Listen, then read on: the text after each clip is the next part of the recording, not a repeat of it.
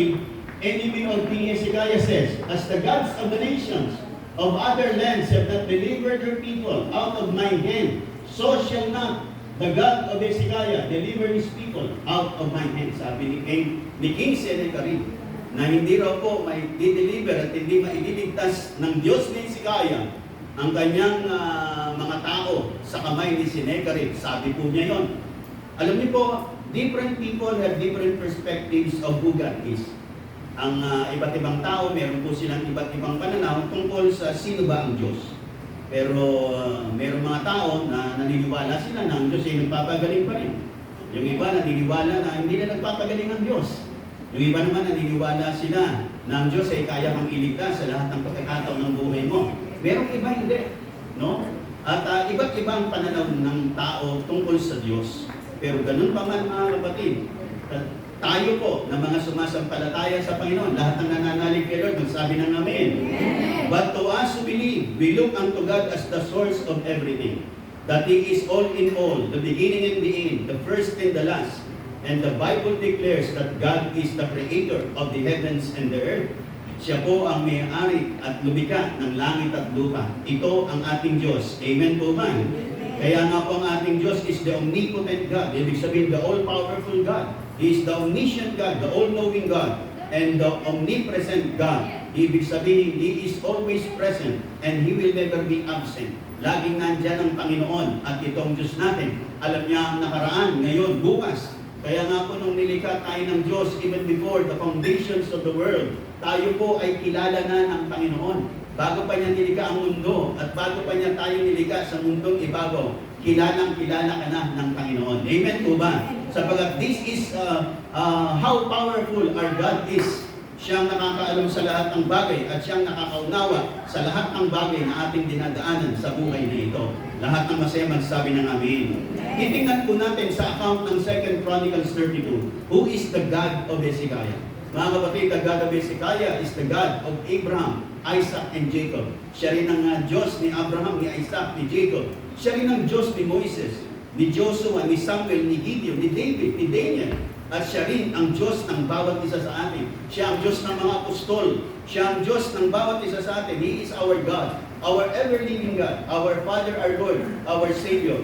Ang Diyos ni Hezekiah ay Diyos din ng bawat isa sa atin. Yung naniniwala, magsabi ng Amen. At ganibang palapangan natin malakas sa ating Panginoon.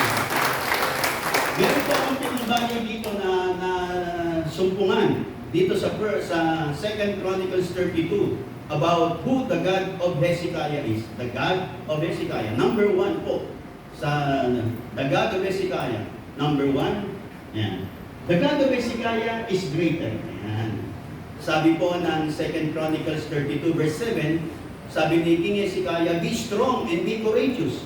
Don't be frightened or be terrified by the king of Assyria or the crowd with him. Someone greater is on our side. The king of Assyria has human power on his side, but the Lord our God is on our side to help us and fight our battles." So the people were encouraged by what King Hezekiah of Judah said. Kaya despite the fact na itong si King Sennacherib ay very powerful, maging yung kanyang armies ay very powerful noon. At si Hezekiah naman ay matapat na lingkod at hari ng Diyos. Doon sa Judah, dumating ang isang malaking problema nung biglang lumusob si Sennacherib. Ang problema ay sinisira pa ni King Sennacherib ang kanilang loob na hindi sila kayang iligtas ng Panginoon. Pero ganun pa man, si King Hezekiah sinabi niya sa mga tao, "Huwag kayong matakot sapagkat someone greater is on our side." At sabi niya ganito, "The Lord our God is on our side to help us and fight our battles." Mga kapatid, God is greater than all the powers of the enemy.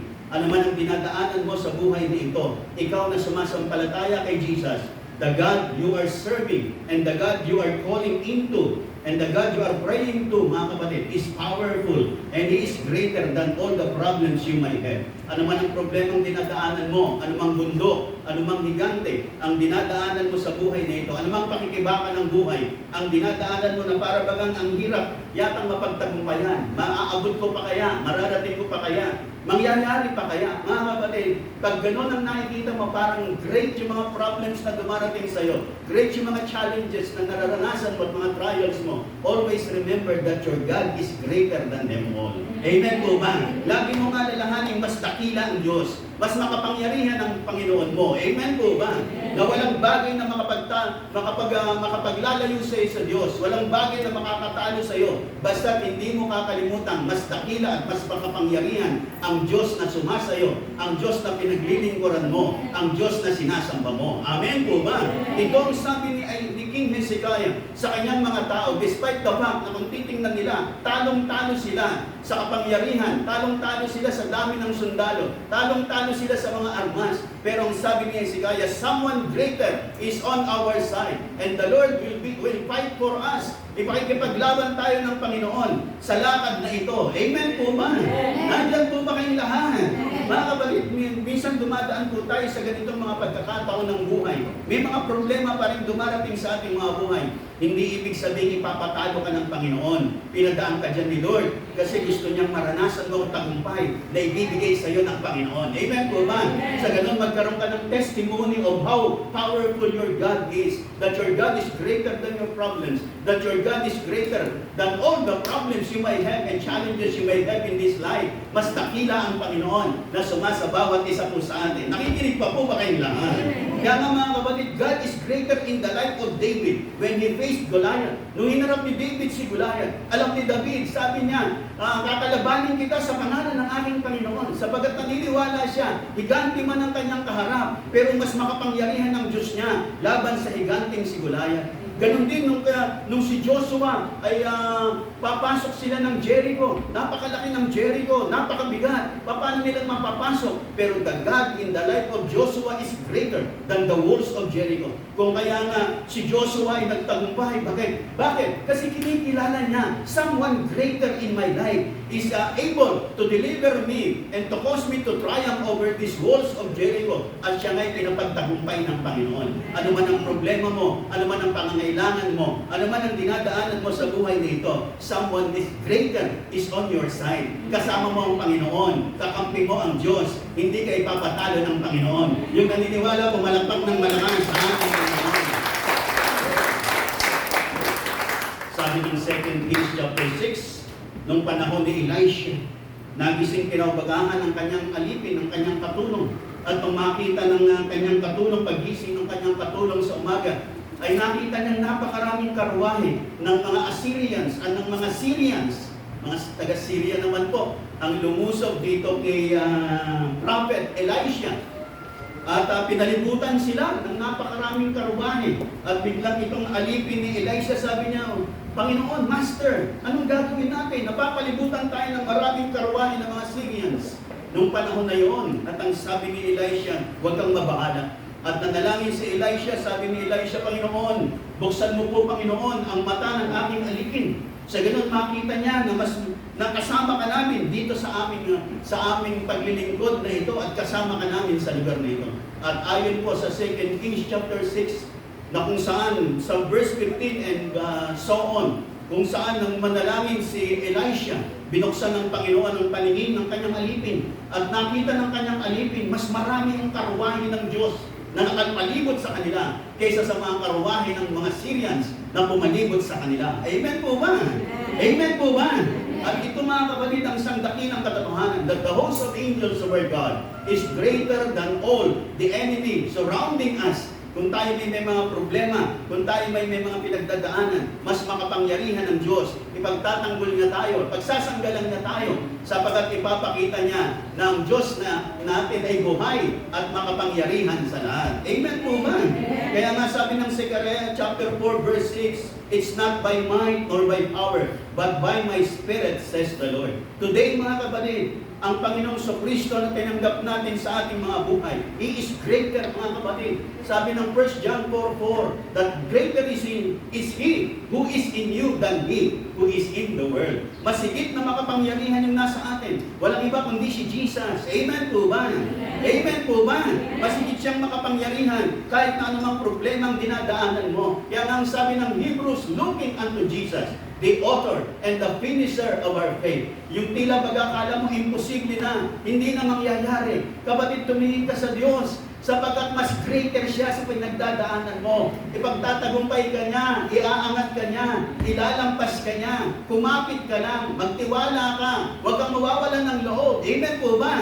Sapagkat ang mga araw na darating ng buhay mo ay paganda ng paganda. You are destined for the victorious and glorious days of your life. Kung dumadaan ka man ng mga problema, dumadaan ka man ng mga bagay-bagay na meron kang suliranin, meron kang malaking pagkakatutang, meron kang nakikipag-battle ka sa isang sakit karamdaman, kapatid, God is greater. God is greater. Ang Diyos ay makapangyarihan. Ilalampas ka, ipagtatanggol ka, ipagsasanggalang ka, at bibigyan ka ng Panginoon ng biyaya. Sa ganon, ang buhay mo ay magiging isang mabuting patotoo of how great God is in your life. Amen po ba?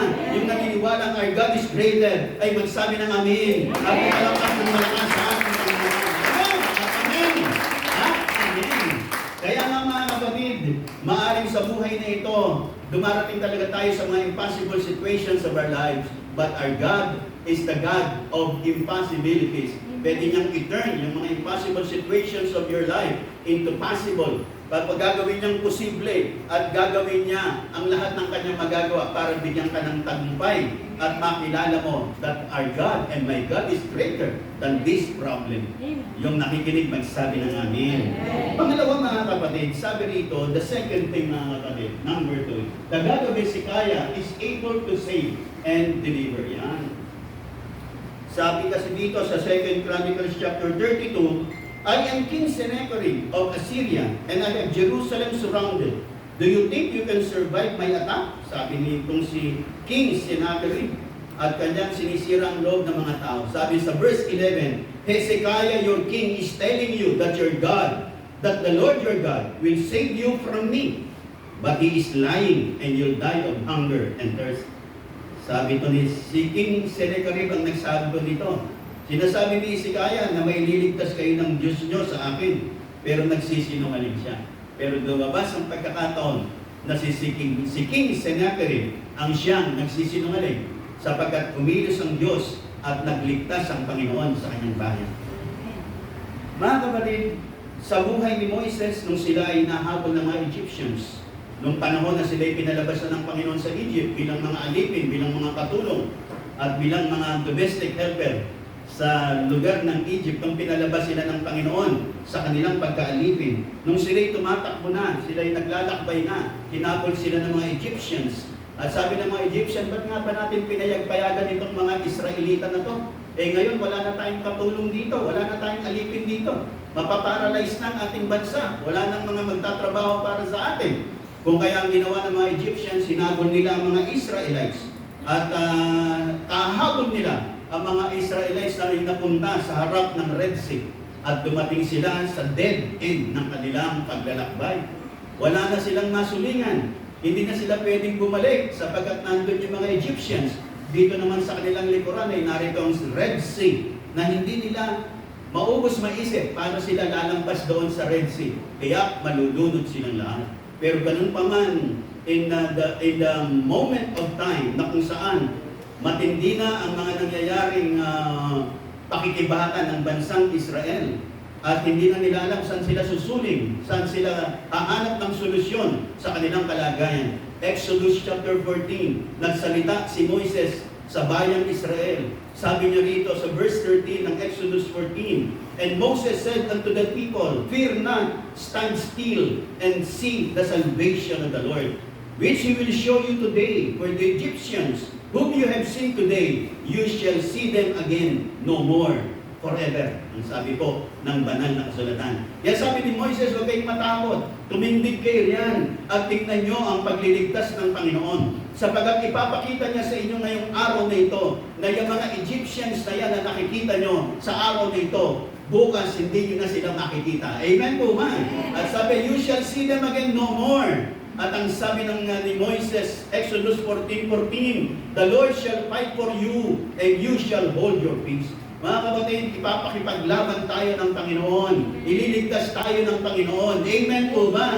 Aabutin niya ang problema mo. Pagagaanin niya yan para sa'yo. Magtiwala ka sa Kanya. Dumulog ka sa Kanya. At tingnan mo ang pagliligtas ng ating Panginoon. Kung paano iniligtas ng Diyos ni Hezekiah ang bayang Juda sa kamay ng mga Assyrians, iniligtas din ng Diyos ni Moises ang mga Israelita sa kamay ng mga Egyptians, at gumawa ang Panginoon ng daan sa Red Sea. Hinawi niya ang Red Sea para makadaan ang kanyang bayan. Mga kapatid, kung gumawa ng paraan ang Panginoon para sa mga lingkod na ito ng Diyos, ganun din sa buhay ng bawat isang sumasampalataya sa Panginoon, that God will make a way for you and God will save you. Ano bang mga problema, kahihiyan o mga dinadaanan mo sa buhay nito na parang magsasadlak sa iyo sa maraming kabiguan ng buhay, mga kapatid, hindi po. Ililigtas ka ng Panginoon, tutulungan ka ng Diyos, gagawa siya ng paraan para sa iyo. Amen po ba?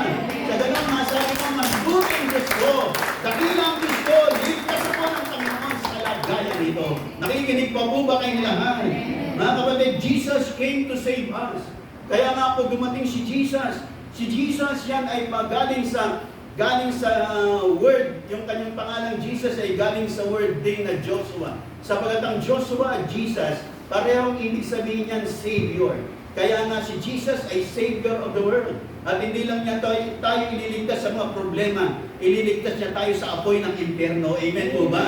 Ililigtas niya tayo sa kasalanan at sa lahat ng gawa ng masama. Ililigtas niya tayo sa anumang pang-aalipin ng kaaway, sa anumang bisyo ng buhay, anumang mga pagkakautang, anumang mga financial problems. Ililigtas ka dyan ng Panginoon. Nakikinig pa po ba kayong lahat? Uunahin mo lang siya. Bibigyan mo lang siya ng pagkakataon. Bibigyan mo siya ng panahon. At bibigyan mo siya ng pagkakataon sapagkat gagawa siya ng dakilang bagay sa buhay mo. Lahat ng masaya magsabi ng amin. Ano man, minsan meron tayong mga fears, meron tayong mga frustrations, meron tayong mga failures, pero mga kapatid, ililigtas ka ng Panginoon. Ang bawat isang nagpapakumbaba sa Panginoon, ang bawat isang umaasa sa Kanya, ay ililigtas ng Panginoon. Kaya ang sabi ng banal na kasulatan, whosoever calls upon the name of the Lord shall be saved. Tumawag ka sa Kanya. He is just a prayer away. Didinggin ka niya, ililigtas ka niya. Nakikinig pa po ba kayong lahat? At ano man ang mga bagay na dinadaanan mo, nandyan ang mga anghel ng Diyos na nakapalibot para sa iyo, sapagkat ang sabi ng Psalm 91, that He will give His angels in charge over you. Papadala niya ang kanyang mga anghel para iligtas ka, para alalayan ka, para tulungan ka, para ialis ka sa bingit ng kamatayan. Nakikinig pa po ba tayong lahat? Ngayon po mga kapatid, alam natin ang mga nangyayari sa ating mundo. Pagkatapos ng ating ng pandemic na ito, the pandemic is over. At biglang dumating naman itong pangyayari sa Russia at sa Ukraine, mga kapatid. At napipintong sinasabi ng marami about the World War III. Mga kapatid, always believe that God is able to save us. Amen po ba? Hindi niya po tayo nilaan sa destruction. Hindi niya tayo nilaan sa mga disaster na katulad nito. Pinaglaanan tayo ng Panginoon ng protection. He is our hiding place. He is our strong tower. He is our refuge, mga kapatid. Amen po ba? Siya po ang ating kublihan. Siya ang ating taguan. Siya ang ating kapitan. Sa Kanya tayo mangangandong. Amen po ba?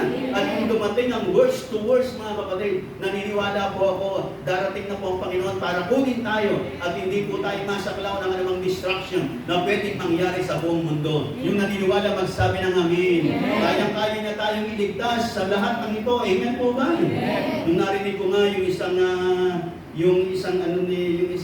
video ni Willie Ong, sabi niya, pag dumating ang time na biglang lumabas ang mga nuclear weapons at mga chemical weapons na ginamit, biglang gamitin ng Russia at ng iba't ibang mga bansa, sabi niya, half of the population of the world mamamatay po.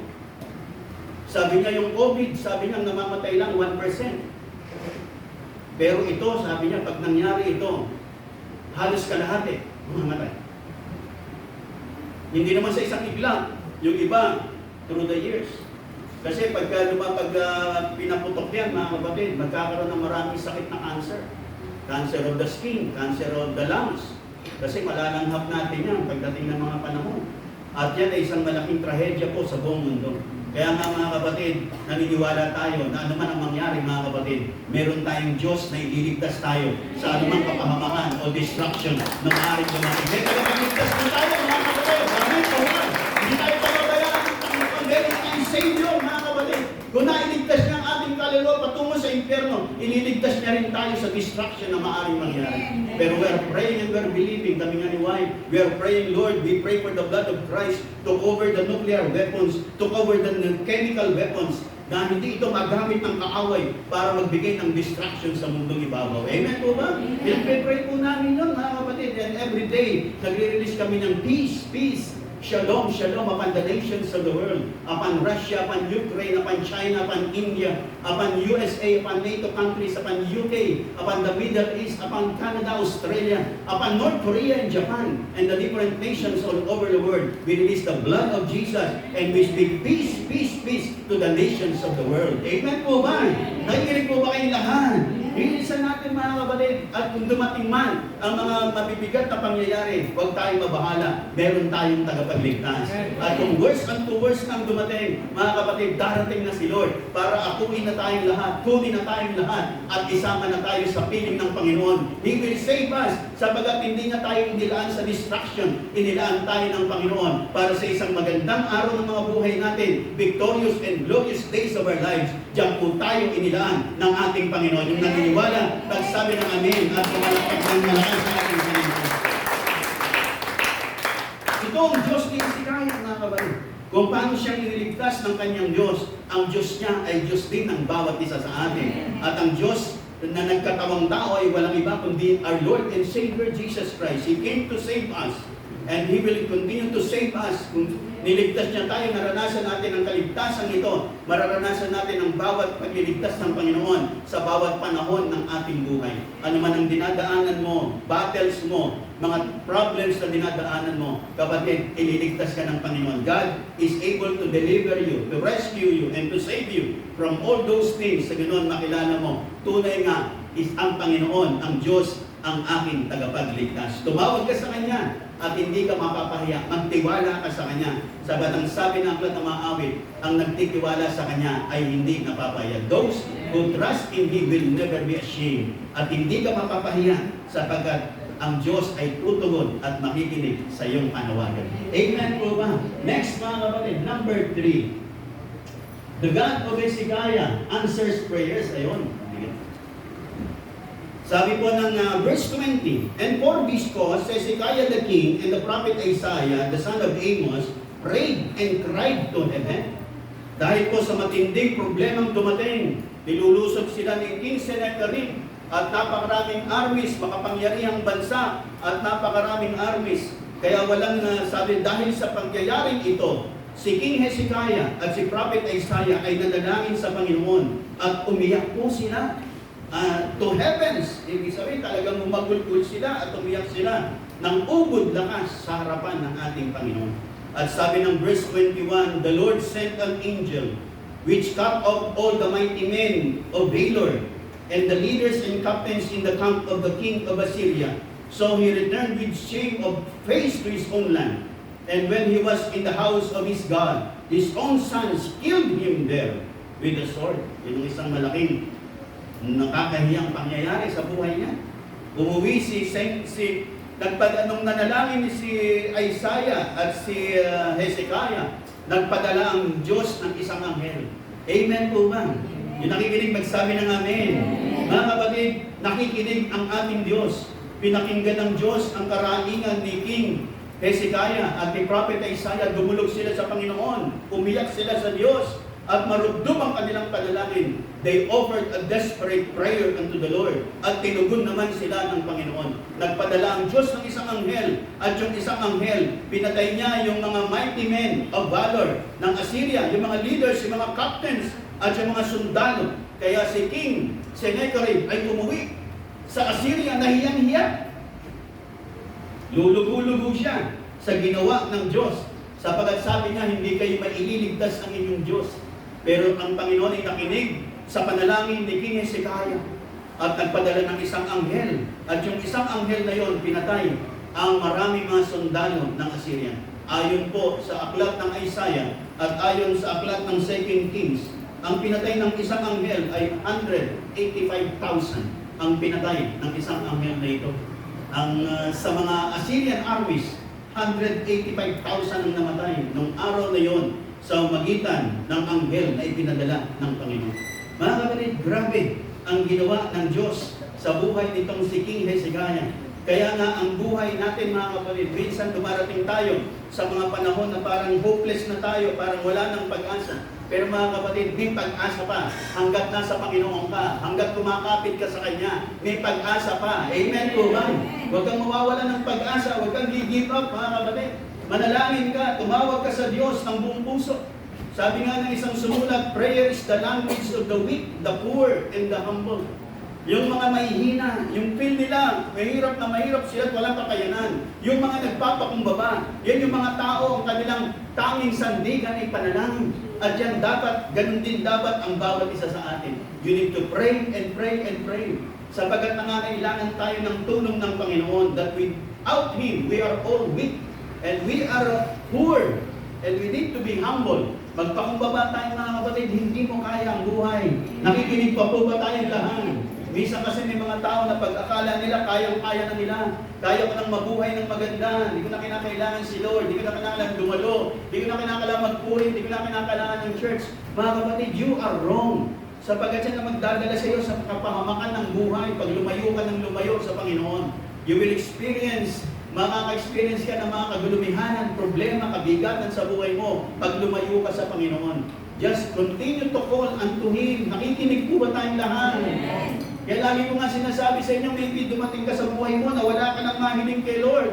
Lahat pinasinagot na ng Panginoon sa buhay mo. Then come to Him and thank Him. Pasalamatan mo siya. Amen po ba? Maring Panginoon, wala na po akong mahihiling. Sinagot mo na lahat ng dalangin ko. Pinagpala na ako, maunlad ng buhay ko. Maginawa na ang buhay ko. Nasa akin ang lahat ng aking mga hiniling sa iyo. Pero Panginoon, narito ako para magpasalamat sa iyo. Di ba nakakatuwa sa puso ng Panginoon? Nalalapit ka sa Kanya, dati noon, panay ang hiling mo, marami kang request, pero maganda naman, sa isang araw, Lord, wala akong request. Pero nandito ako para magpasalamat sa iyo, magpuri sa iyo, kasi napakabuti mo, sinagot mo ang lahat kong mga karaingan, pinagpala mo ako, inangat mo ako, hindi na po ako katulad ng dati. Lahat ng nakikinig magsabi ng amin. Kaya nga mga kapatid, kung paano iniligtas ng Diyos itong si Hezekiah sa kamay ni Sennacherib, ganon din si Jacob nung siya ay humarap sa isang matinding problema. Sa aklat ng Genesis, nung si Jacob ay haharap na sa kanyang kapatid, sapagkat nagkahiwalay silang magkapatid, yung kanyang kapatid, dinaya niya, niloko niya, para makuha niya ang basbas ng kanilang tatay. Kasi nung panahon na yun mga kapatid, napakahalaga ng basbas ng magulang. Kaya ang panganay ay si Esau. Kambal kasi yan. Kambal sila. Si Esau at saka si Jacob. Kaya nang naunang lumabas si Esau, siya ang panganay. At ang basbas ng magulang, ginagawad lagi sa panganay. Kaya lang, gusto ni Jacob at ang nanay ni Jacob na si Rebecca, gusto niya yung bunso ang makatanggap ng basbas. Kaya gumawa sila ng paraan para makuha yung basbas ng kanilang tatay na si Isaac. Nakikinig pa po ba kayong lahat? Sabi ni Isaac sa kanyang panganay na si Esau, Esau, sabi ganito, ipagluto mo ako ng isang masarap na lutuin. Kumuha ka ng karne at ipagluto mo ako pagkatapos mong kumain, babasbasan na kita. Ang sabi ni Isaac, kasi nagkakaedad na siya at malabo na ang kanyang mata noong panahon na yun. At si Esau ay nangaso at pumunta sa gubat para manghuli ng hayop, para lutuin, ilitsyon at ibigay sa kanyang tatay at pagkatapos tanggapin niya ang basbas. Sapagkat ang sino mang binasbasan ng magulang ng panahon na yun ay sadyang pinagpapala. Pero itong si Jacob, kaya nga pong ibig sabihin ng Jacob, deceiver, mandaraya. Dinaya niya ang kanyang kapatid. Kaya Jacob ang ipinangalan sa kanya. Nakikinig po ba kayong lahat?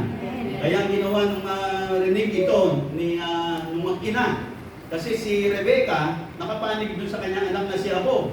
Si Isaac naman yung tatay, Siyempre, ang panig niya nandun sa panganay, si Esau. Pero, sabi nung mag-ina, sabi, babasbasan na ang panganay mong kapatid. Eh, ang gusto niyang makatanggap ng basbas si Jacob. Kaya ang ginawa nila, dinaya nila yung kanyang si Isaac na malabo na ang mata. Sapagkat si Esau ay balbon, si Jacob ay hindi balbon. Yung panganay ay medyo balbon. At yung si Jacob hindi balbon. Kaya ang ginawa nila, naglagay sila ng sabi ng Bible, nilagyan nila ng balat ng hayop si Jacob. At nung lumapit sa kanyang tatay, sabi niya, nagluto sila ng masarap na pagkain. Sabi, nandito na po ako. At nung hinipo ni Isaac, sabi niya, nung hinipo niya si Jacob, sabi niya, hipo ito ni Esau. Pero yung boses kay Jacob, sabi niya ganito. Pero ganun pa man, kumain siya, at pagkatapos niyang kumain, binasbasan niya si Jacob. Kaya yung blessing napunta kay Jacob. Pagkatapos ng kumain, at umalis na sila, dumating naman si Esau. At doon nagkaroon ng pagkakataong nagalit itong si Esau kay Jacob. Sabi niya, pag dumating yung time na namatay ng tatay natin, papatayin kita Jacob. Sabi ng kanyang kapatid na si Esau. At ang nangyari, sabi nung nanay, anak, Jacob, dahil nagagalit sa iyong kapatid mo, papatayin ka niya. Kasi inagaw mo yung kanyang mana. Imbis na siyang basbasan, ikaw ang nabasbasan dahil sa ginawa natin. Kaya sabi ng nanay, pumunta ka sa aking kapatid na si Laban. Doon ka muna. Maglayo kayong magkapatid para sa ganon, hindi kayo magpang-abot. Yan, yung pong istorya. At dumating yung time, after 14 years, si Jacob ay nagdesisyong bumalik sa kanyang pamilya. At sa kanyang paglalakbay, dumami na, meron na siyang mga anak. At sa kanyang paglalakbay, dumating ang isang balita na sasalubungin siya ng kanyang kapatid na si Esau. Kaya si Jacob ay takot na takot nung gabing iyon. Sapagkat narito na, haharapin na niya ang isang mabigat na problema na kanyang ginawa nung nakaraang mga panahon. Kung kaya nga, nung mabalitaan niya na paparating na rin ang kapatid mong si Esau, at alam niyang galit na galit yung kanyang kapatid na ito, kaya ang ginawa ni Jacob nung gabing yun, dumulog siya sa Diyos. At ito yung sinasabing Jacob wrestled with God. Sa Genesis 32, nakasaad kung paanong si Jacob ay magdamag na nanalangin sa Diyos. At humingi siya ng basbas sa Panginoon. And he prayed unto God. At siya po ay, sabi ng Bible, Jacob prevailed with God. Siya'y nagtagumpay sa harap ng Diyos at binasbasan siya ng Panginoon. At ang sabi, ano ang pangalan mo? Jacob po. Mula ngayon, hindi na Jacob ang pangalan mo. Papalitan ko na ng pangalang Israel. Sapagkat nakipaghapo ka, ikaw ay nakipagbuno sa Diyos at ikay nagtagumpay. Ang ibig sabihin ng Israel, prince with God. Isang prinsipe ng Panginoon. Nagtaglay ang tagumpay at hindi ka na mandaraya simula sa araw na ito. Amen po ba? Nakikinig po ba kayong lahat? At kinabukasan nung magkita si Jacob at si Esau, pinaglubag na ng Diyos ang puso't kalooban ng kanyang kapatid. Na imbis na nagalit sa kanya, biglang bumaba ang loob. At tuwang-tuwang nakita siya, piyakap siya. At ano man ang nangyari sa kanilang dalawa, pinatawad siya ng kanyang kapatid. Mga kapatid, ang panalangin ay nagbabago ng mga sitwasyon ng ating buhay.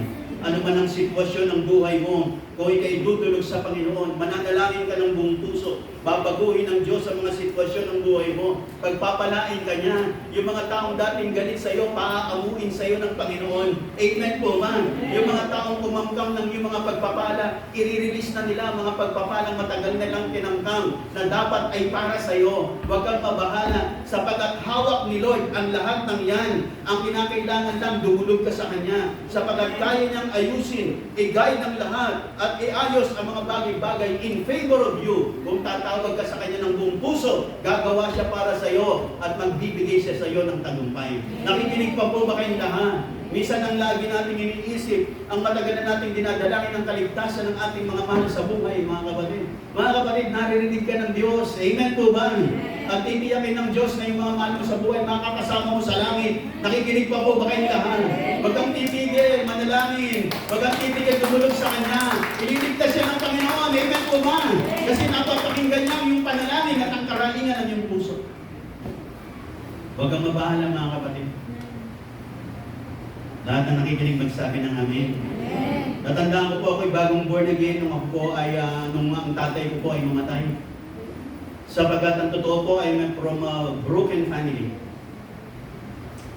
At ang mother ko po ay second family lang kami ng aking father. Kaya may first family ng aking father. At dumating yung time nung ako po ay bagong born again, siguro mga ilang, wala pang isang taon akong born again, nung mabalitaan ko ang aking, bago ko pala mamatay ang aking father, no? Bago mamatay ang aking father, yung amin pong team, no? Pagkat ako'y na-born again, ano, yung team po namin, na lagi po kami nagsishare ng ebanghelyo sa mga kalsada at iba't ibang lugar, ay dinalo po namin yung aking father. At pinuntahan po namin yung aking father doon sa pamilya niya, doon sa Taguig. At binahagi na namin ang mabuting balita at pinatanggap namin sa Panginoon ng aking father. At dumating yung time, paglipas ng ilang mga buwan, kinuha ng Panginoon ang aking father. At binalikan namin ng aking mga kasamahan, ang aking burol ng aking tatay. At nagbahagi kami uli ng mabuting balita. At ako'y naniniwala na yung aking father na yan, hindi man ko siya nakasama na naglilingkod sa Panginoon, but I know and believe na nagbigay ang Panginoon ng pagkakataon para may bahagi ko sa Kanya ang mabuting balita ng Panginoon. Nakikinig po ba kayong lahat? Nakikinig pa po ba kayong lahat? Yung aking mother po, mga kapatid, yung mother ko po ay sagradong katoliko yan kasi yan ang nag-aakay sa akin lagi sa simbahan ng Quiapo. Lumalakad po ng panahon ng mother ko doon. At ako'y bata pa noon, sinusundan-sundan ko ang mother ko simula pinto hanggang altar po yan.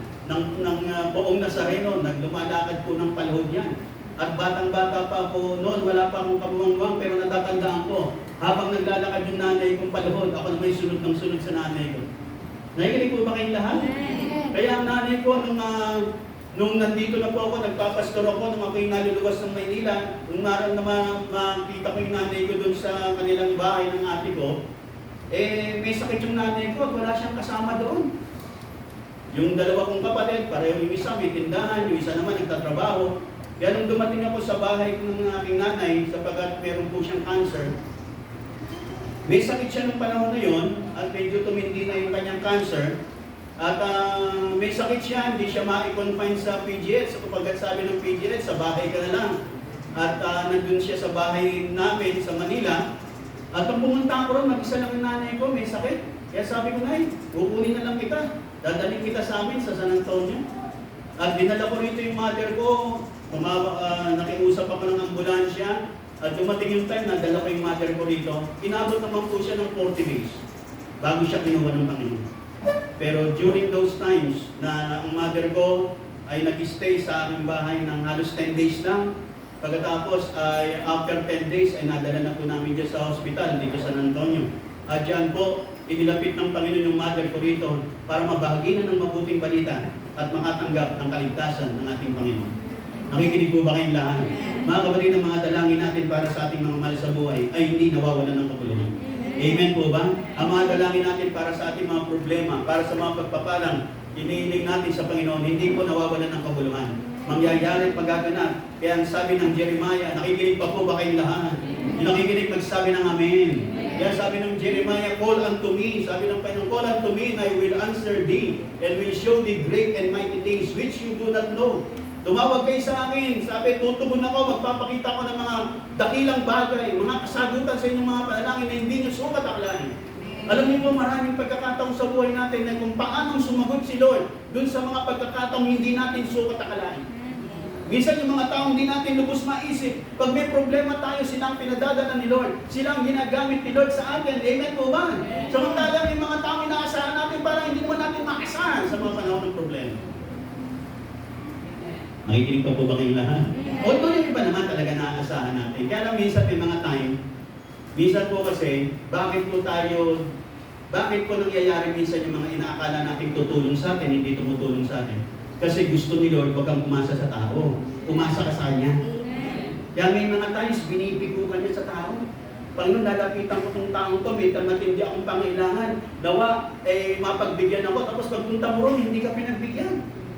Kasi gusto ni Lord, wag kang umasa sa iyong sariling kakayahan, sa iyong sariling isipan. Manalig ka sa Diyos, magtiwala ka sa Diyos. May paraan sa iyo si Lord, pagpapalain ka ng Panginoon. Amen po ba? Nasubukan na po namin ng Panginoon sa maraming mga pagkakataon ng buhay namin. Kaya kung may mga tao, yung nakikinig po, magsabi ng amen. Minsan may mga tao inaasahan tayo na tutulong sa atin. Pero pag dumating yung time, hindi sila tumulong sa atin, laging kaisipan natin, hindi sila ang instrumento ni Lord para madaluyan ng pagpapala. Huwag ka magtatanim ng sama ng loob. Huwag ka maging hinanakit. May paraan sa iyo si Lord. Amen po ba? Magtiwala ka sa Kanya. Kaya nga sabi ng Panginoon, my ways are not your ways, my thoughts are not your thoughts. Ang sabi ng Panginoon, ang aking paraan na hindi mo paraan, ang aking isipan na hindi ko kaisipan. Kaya minsan meron kang nilapitan, hindi ka pinagbigyan, lagi mo lang isipin, hindi siya ang taong kaparaanan ng Panginoon sa amin. Amen po ba? Kaya nung kami ni White, nung pasisiyesa papunta sa Canada, naghahanap kami ng taong mauutangan namin. Ginakailangan namin magkaroon sa bangko ng 1.5 million.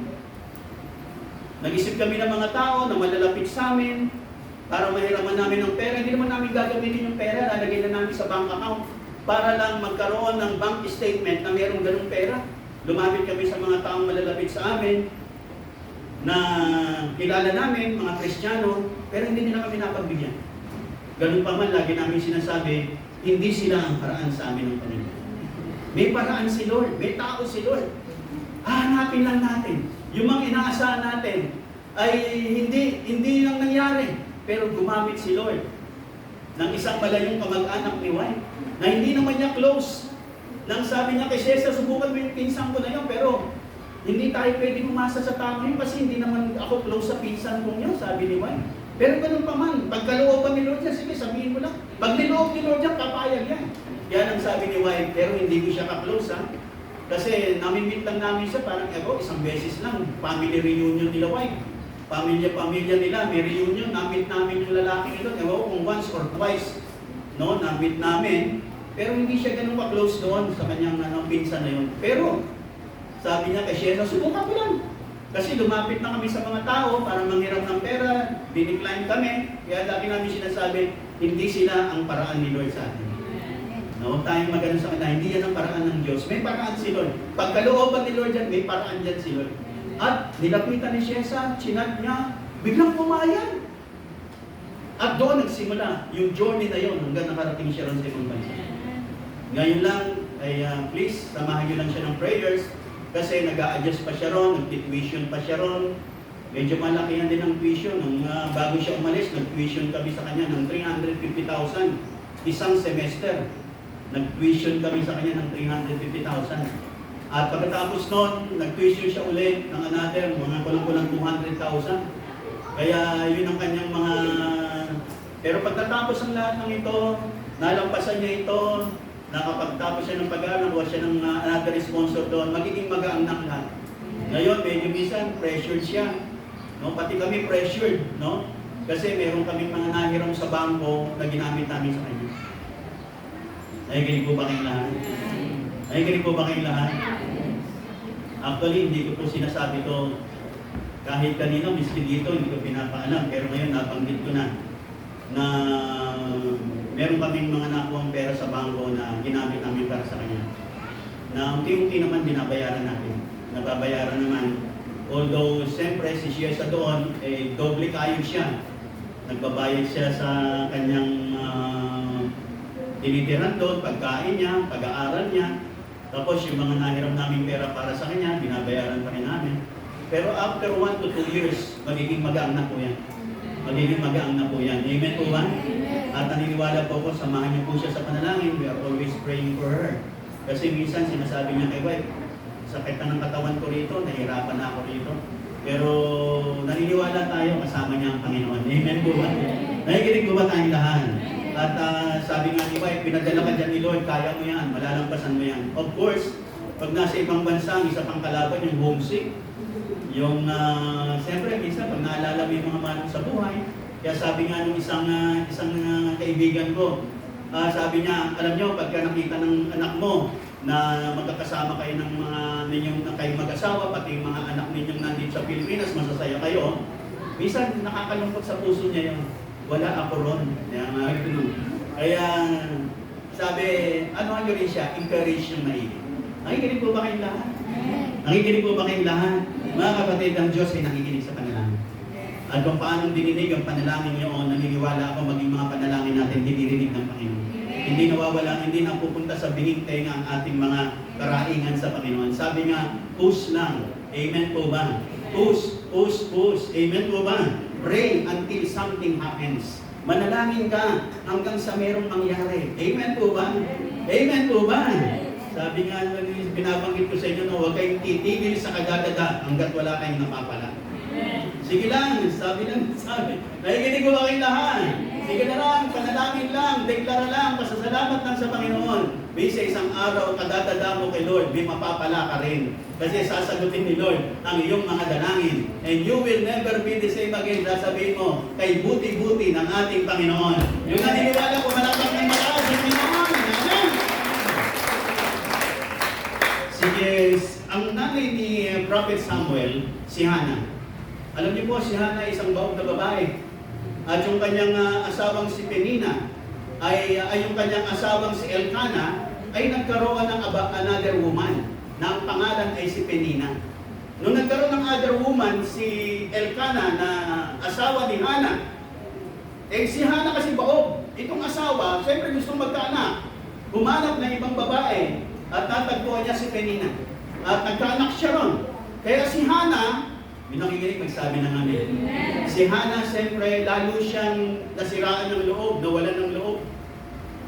Sabi niya, mas mapapamahal na ngayon ang aking asawa dun sa babaeng iyon kaysa sa akin. Kasi nagkaanak na siya ron, samantalang ako walang anak. Kaya ang ginawa ni Hannah, pumupunta siya sa templo ng Panginoon at umiiyak siya ron. He prayed earnestly to the Lord for a son. Sabi niya, Panginoon, bigyan mo lang ako ng isang anak. Ibibigay ko rin sa iyo. Bigyan mo lang ako ng isang anak.